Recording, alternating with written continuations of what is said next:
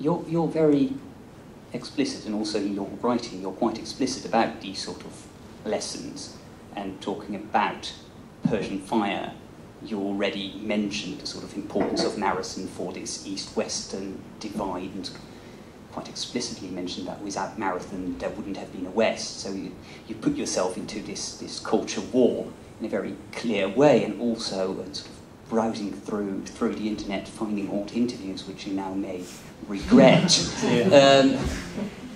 You're quite explicit about what you just said, the lesson people ought to take from the Romans finding a sticky end in the Middle East. Now, one could, I think, quite fairly argue that one needn't go to Antiquities to draw these lessons. There is quite a number. No. So in a way, the next question, continuing from what we're talking about now, in a way this is a question to Mary as well, is the classics special in this? Couldn't we have this entire discussion talking about any single period in history? So both on East-West and not trying to wage a land war in Asia, which I think is even in The Princess Bride, is one thing one shouldn't do, and and likewise on all sorts of ways of dealing with modernity by finding moments in the past to which one can reflect in order to argue against the communist opinion. So I start with Tom, because you're most explicit in writing on this. I mean, I'm speaking personally, but I personally find it exciting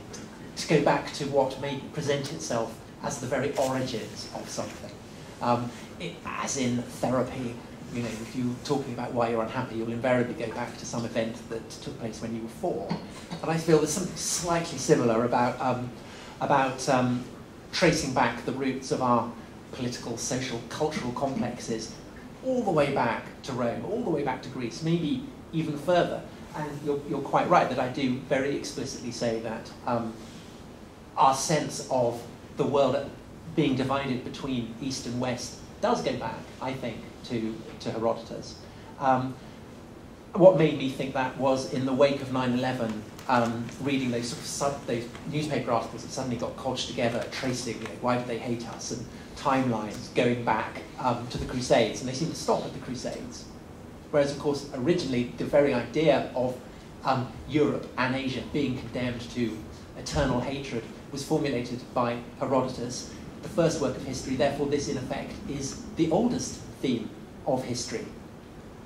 And I think that it is the consciousness of the greatness of the Greek achievement. The Greeks are aware of themselves suddenly not only as different, but as superior.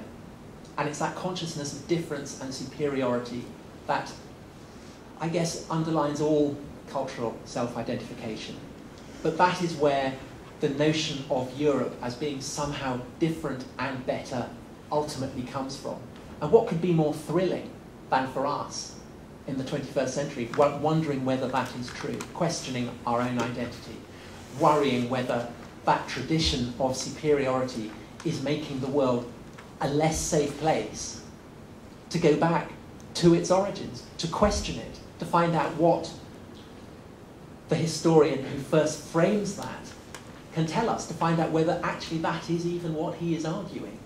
I think that that is absolutely thrilling, and it is fascinating to go back to Herodotus because he is the first, which is something that people writing about 19th century imperialism or the Ottomans or whatever cannot say. You cannot say it begins here, but with Herodotus you can. I agree with you slightly more on this. Good. But I have a different spin on it, I think.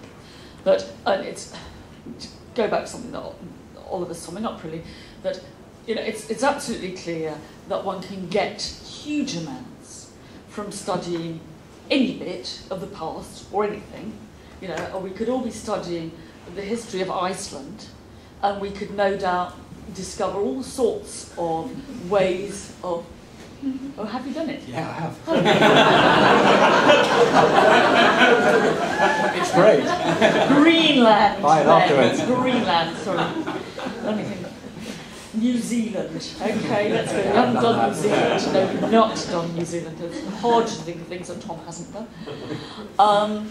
And we could find we could conscript that for different political, social agendas, and we could argue about it.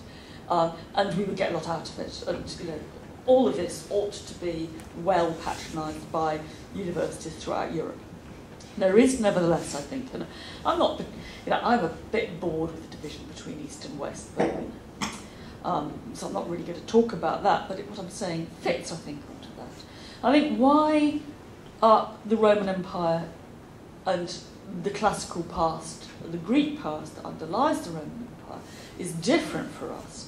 It's really in two ways. And one of those is, I'm afraid, a kind of Boris Johnson. Do you know about Boris Johnson, the sort of tousle-headed blonde mayor of London, who's a frightful toff but did classics, and is a real friend of the classics. Why did that? But it's right. And he wrote this book, which was, in a sense, saying, well, what does Europe have in common? Well, I don't know too much about the history of the Batavians, I'm afraid, as you can see. But one of the things that holds Europe together is the fact that it has a common past in the Roman Empire, and it needs to think about that. And I find it actually quite moving. This is moving outside the current confines of Europe, but you never know your luck. You go to Tunisia, and you go to a museum in Tunisia, and you see the same stuff in that as you see in the museum in Scotland. And there is something which says, look, actually there's a history to this part of the planet which we hold in common, and that we can debate and share together. And I think that's really important.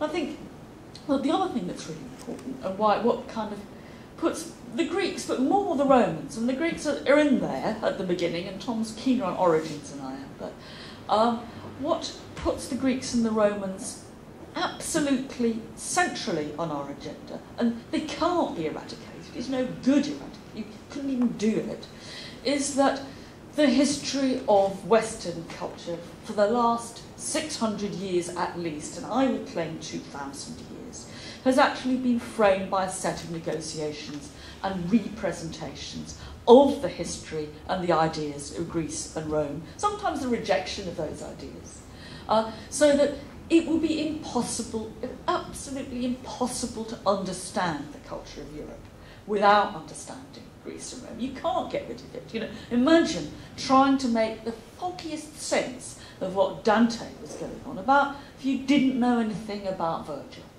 It is actually impossible. So we have a difficult, complicated, multicultural, multi-political set of institutions here in the Greco-Roman inheritance, which are inextricable from the way we've come to see ourselves. Even if that is, what does Picasso do? He says, he blathers on about getting